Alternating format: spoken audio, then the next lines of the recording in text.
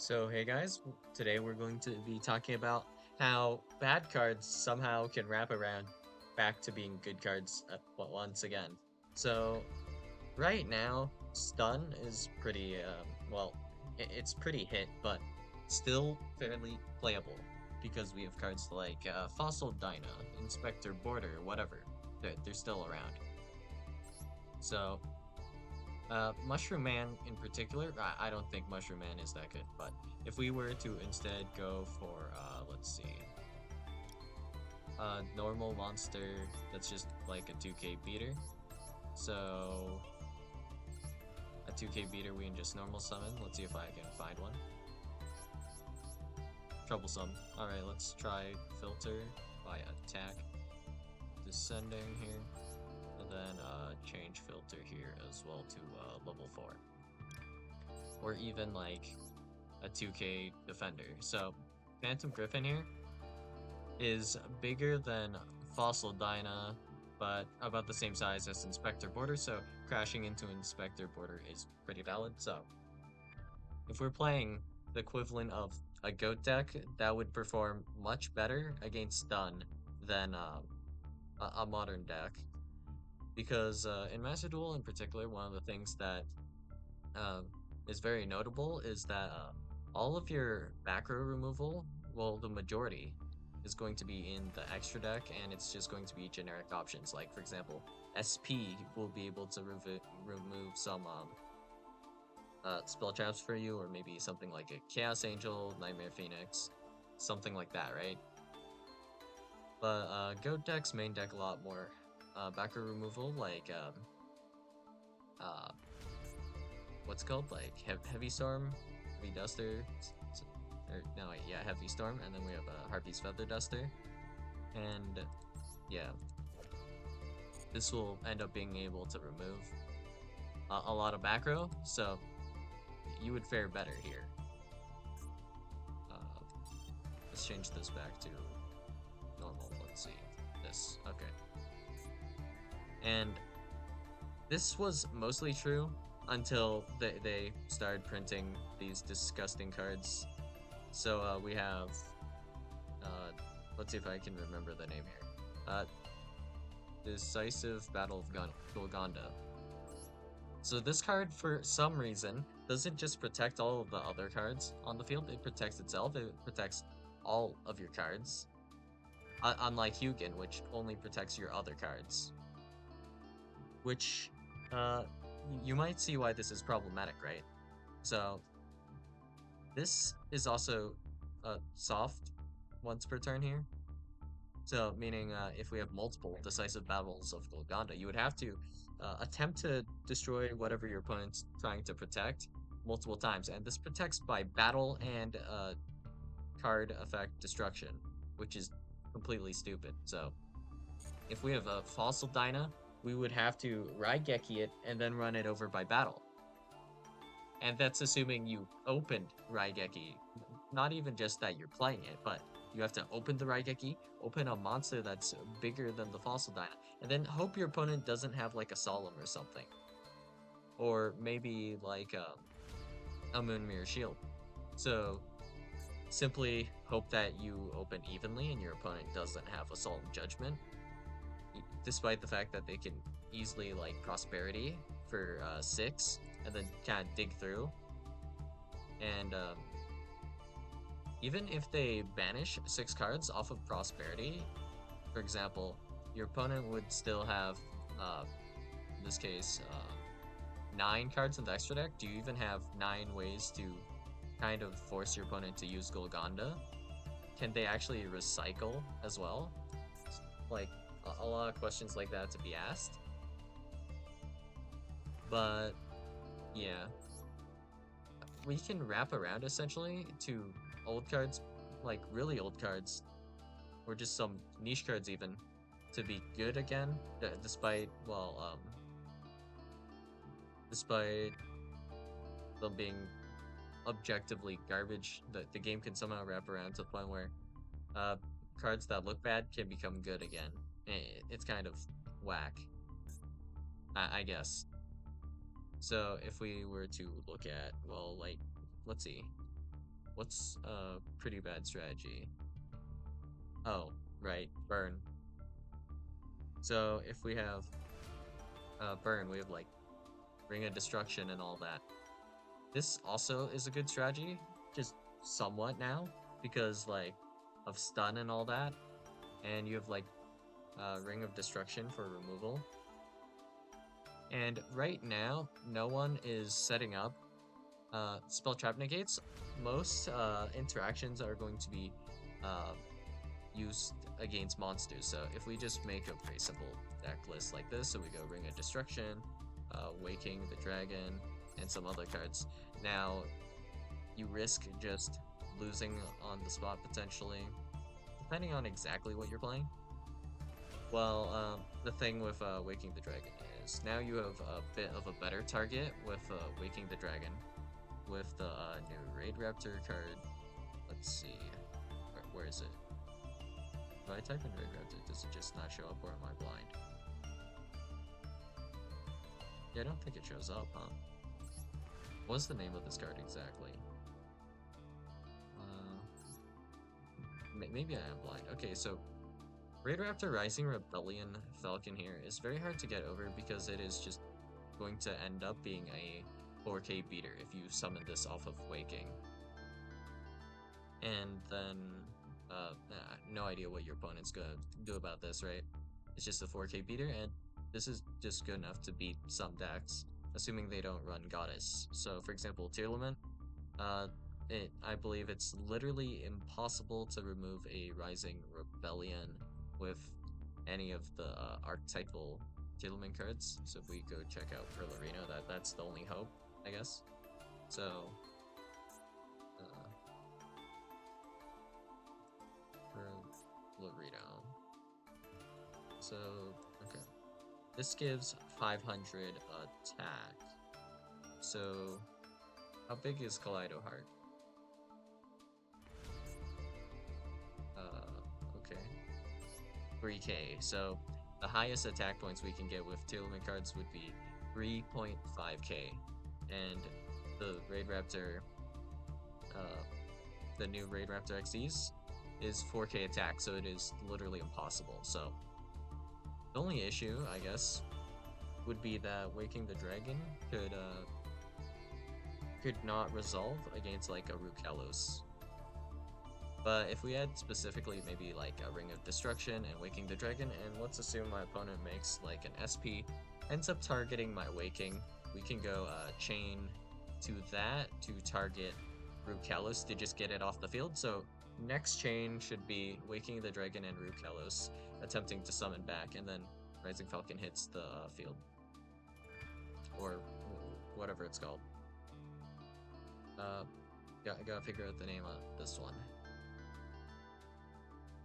So, aha. Raid Raptor Rising Rebellion Falcon. Yeah, okay. So, Rising Falcon here. Pretty good Waking target, I guess.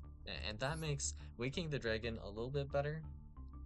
Well, it depends what your opponent's running, I suppose. If we do Promethean Princess and Z Atlantis, Z Atlantis can't banish our unaffected monster. So if we try, we should still be able to do this, right? Well, actually, no. Wait. Can we even give our opponent a monster? No, I don't think so. So that would mean that this is not actually possible to out, I don't think. With maybe Fire King Snake Eyes, maybe? But we'll check real quick to see if this is outable or not. Okay, so we have Sacred Fire King Garunix, and this gains half the destroyed monster's attack it had there until the end of this turn. So this would be how much? So 2.7k. That is the highest amount we have, I believe. Let's check this. 2.4k. And then, where's the other one? Here, 2.7. Okay, so half of 2.7k is 1,350. So that puts us at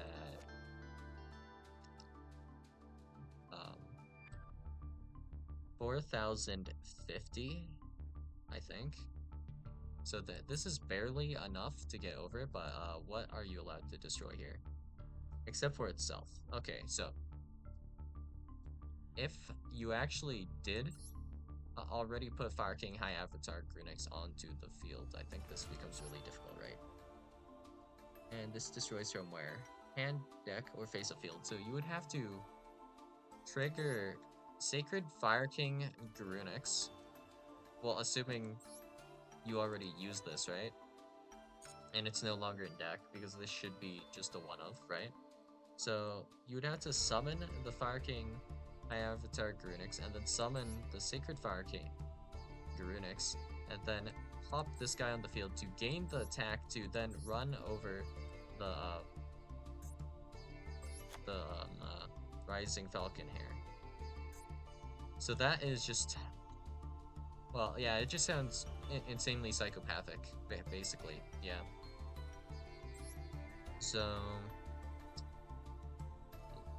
would you be able to do this reasonably? Because this card still is technically on the field. I don't know if this is doable in one turn, unless you have, like, the exact right hand for it. Because the Rising Rebellion Falcon could just run over your Promethean Princess, or maybe you just have Promethean Princess engraved and you don't run a second one, so then that might make this a bit more difficult. But yeah, just waking the dragon into Rising Rebellion Falcon could be a pain in the ass to out, essentially. And there are more ideas you can do with just like burn by itself, but yeah, this just stalling for a few turns is pretty strong, realistically, and it's a guy that might be able to do some battle damage while it's there. So if you have like a link, like for example SP, in this case you would have SP because you SP banished the Waking the Dragon, so SP is probably going to be on the field, and then we can run over SP with the Rising Rebellion Falcon here, so that is going to be 2.4k damage to the dome, and then we can still activate our burn cards, and this progresses the win con still, so not that bad. You just really need someone to pop your Waking, which could be a little bit rough, but alright. It can still get the job done, and I guess that's what matters here, perhaps. So, okay. Let's see what else we got. So, Magic Spectre cards, I guess, since they're showing up here. Unless we'll talk about those too. I learned something really important about the Magic Spectre cards. All of these guys are when triggers, so they can miss timing. If you Pendulum Summon them, they never miss timing. If I chain to Magic Spectre Draco Ryu, well, yeah, they miss timing. If I use Magic Spectre Wind on Magic Spectre Orthrus Nue to dodge an imperm, it also misses timing. And this, for some reason, can miss timing despite this, like, adding during the end phase, which you can argue is, like, it feels like missing timing even when it resolves. So, yeah, that's jank. And, another timeless card that we have, I guess. Well, a timeless card we have, at the very least, well, Thunder Dragons. So if we have Thunder Dragon Colossus, this can always just be somewhat relevant, because if we activate or special summon Colossus by whatever means, like, there are several ways you can do it, surprisingly.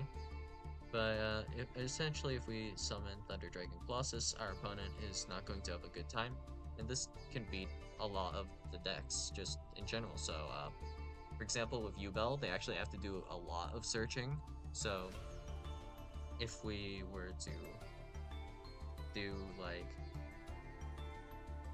well, let's go to the Yubel cards and let's go over which ones search, essentially. So, This card does essentially nothing, and this card here, Samsara D Lotus, is essentially just a card that searches, right? So you go Samsara Lotus into Spirit of You Bell, and then Spirit of You Bell, when this is special summoned, it adds from your hand or sets a spell trap from the deck that mentions You Bell. So being able to set doesn't fully matter here, because then we have Nightmare Throne, which has to either add to your hand or what? What does it say exactly? When this card is activated, you can take one from your deck and either add to your hand or destroy it. So this would have to destroy this effect here to add from your hand, or add to your hand one Yu-Gi-Oh monster from your deck. Would not be doable. You could add from graveyard or banished, which is doable, but it's not that great. So it just affects stuff all over the place. So you would have to set, I guess. And setting is kind of interesting because in this case, it might not matter for all decks, but let's assume we special summon Spirit of Yubel, and we have a card like, let's go with the Dark Lords. So if we have the ability to summon the first Dark Lord using a Morning Star, and we have like a way to essentially trigger this, this will have to happen in the next chain. So if we go ahead and activate like the effect of Dark Lord Uprising, we normally can't stop the search that is going to happen off of a lot of these cards. Well, in this case, it's not really searching, it's like destroying and stuff, but essentially we can't destroy the continuous spells or whatever to stop them. But if we can force our opponent to set them first in this case, this is a little niche, but we can then do like first Dark Lord to pop our opponent's back row, and that would be a way to essentially stop them from being able to be activated, which is still like somewhat useful. Kind of like depends, I guess, on the exact deck and what you're teching into them with, I guess, right? So all of those work like well enough. So yeah, pretty good here. But if we take Deck Lockdown, this is also a pretty old and crusty card. This card just completely it just completely obliterates U-Bell even harder than Colossus. So this has the Colossus effect of not being able to add cards from the deck to the hand, but it also throws in the cannot be special summoned from the main deck effect. So this shuts down everything one step more, but this is just something you would have to hard open in your hand. And this card is in particular, well, pretty damn good because you just set up your full end board and then just sit on this. So some decks might not be able to play this, but it should be the majority that can play this. So if we, for example, just full combo with Snake Eye, the only thing we lose out on is some searches for follow-up, which we probably don't need anyways. So specifically when we trigger like Flamberge to summon back like Oak Ash, the Deck Lockdown is going to be restricting us for the next turn, and we're going to also be having to play under Lockdown the next turn, which shouldn't be an issue because we can probably like Promethean Princess summon back Flamberge, summon back 2 more guys the next turn anyways because Snake Eye. So that is not in particular, well, a big issue, I guess, right? So you're vibing. So Deck Lockdown is at 3 for some reason, and honestly, I think Deck Lockdown is kind of like broken and degenerate in general if you're going first. If you're going second, this card is kind of just mid.